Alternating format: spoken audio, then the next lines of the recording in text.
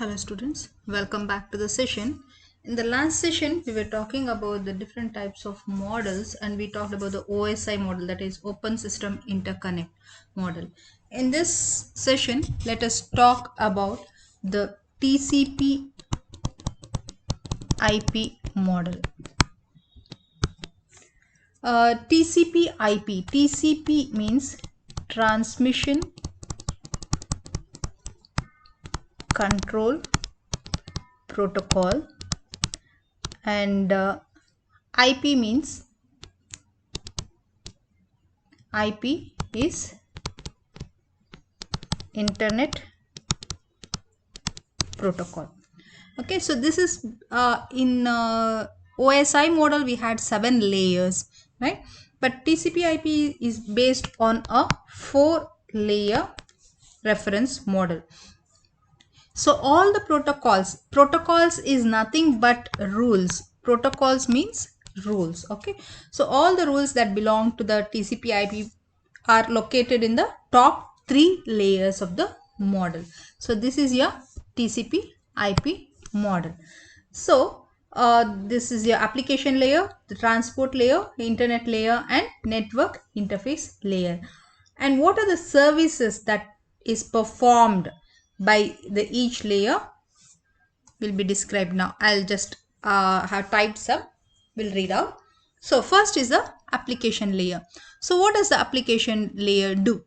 So this application layer, it defines the TCP IP application protocols. We said, you know, the expansion for your TCP IP, that is your transmission control protocol and internet protocol. And as we have already mentioned, protocol means rules. So it defines the rules for how the application works and also how the host programs. Host means the main in charge, that is a server.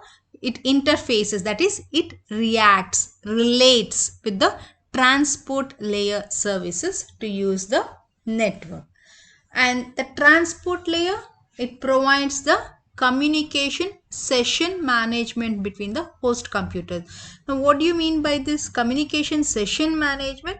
That is when to start, when to end, how to manage, from where to where, whom to link, all these are looked after by the transport layer. So it defines the level of service and the status of the connection used when transporting data. What do you mean by this status?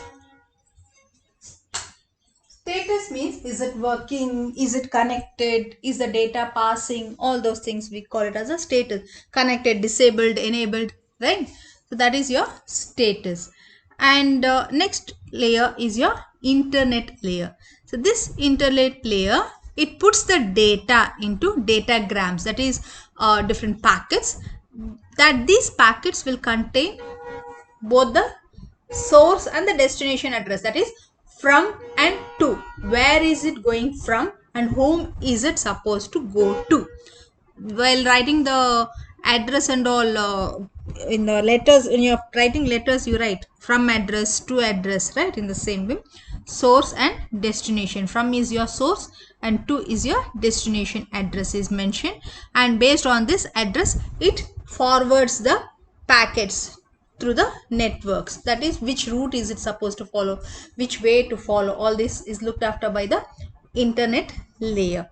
And next is your network interface layer. So this layer specifies, it tells you how is the data sent through the network, which path is it following, that is your physically how is it sent, including that is how are the signals sent, is it electrical signals, how many bits are sent at a time, and what are the hardware devices that you are going to use to pass the data. When you are saying hardware devices, signals is passed, what type of device medium are you going to make use of? Is it a coaxial cable, is it optical fiber, or a twisted pair of wires?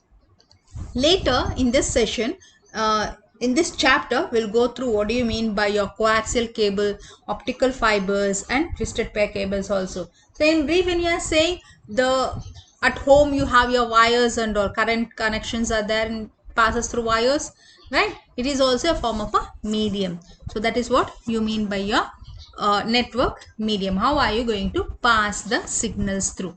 This is about your TCP and IP model.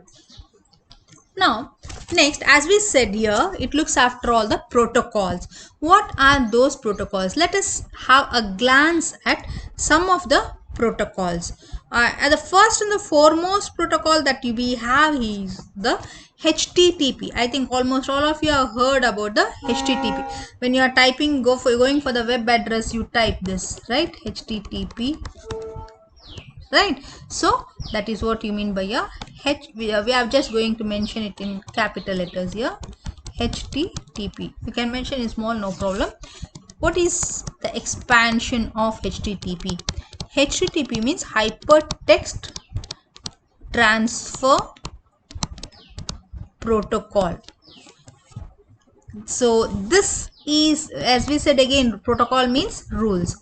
This is very important because HTTP is the foundation of www. What is this www? World Wide Web. It is the foundation for your World Wide Web. So it is nothing but a well organized documentation system. HTTP is a well organized documentation system which uses the hyperlinks to link to another pages in the text document. System which uses hyperlinks to link to another pages in the text documents. So, and this HTTP works on the client and server model. So one is the base, that is known as a server, and from the base it goes to different systems. So that is your clients. So whenever a client wants to access any web page on the internet, it starts the TCP connection, and when the server accepts the client request, the client is then authorized to access the web pages. So normally a client uses the web browsers, which is responsible for starting, maintaining and closing of the TCP connections. Now, when you are saying client, if you want to access any information on the network, you are the client.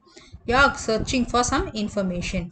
If you are authorized, that normally the normal data everybody can access, but there will be some protected data that everybody cannot see. So that means you are not accessed to see that data.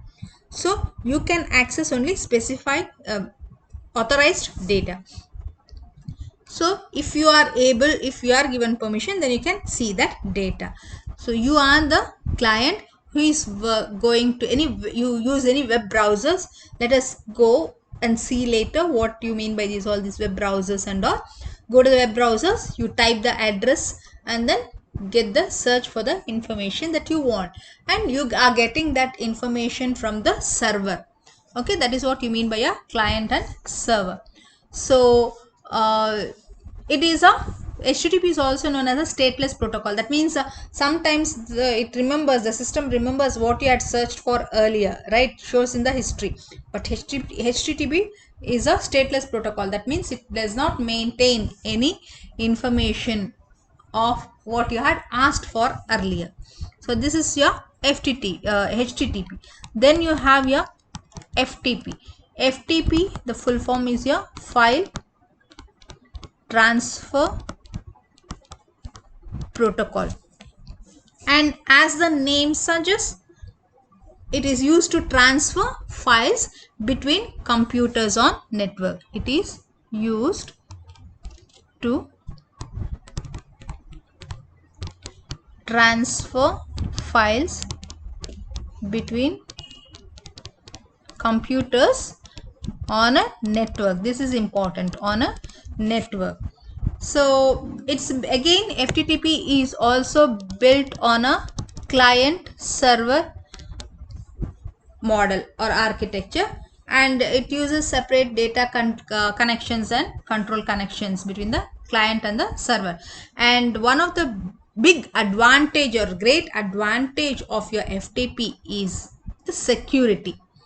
That is, you will be provided with a username and password. Only if it is correct you can access that, or else you cannot access, you cannot connect to it. So that is one of the rules, protocols that you have. And the next is your SLIP, that is the serial line interface protocol. This is a combination, or we can say encapsulation, if you remember the term. That is, it's a combination of the internet protocol that is designed to work over the serial ports and modem connections.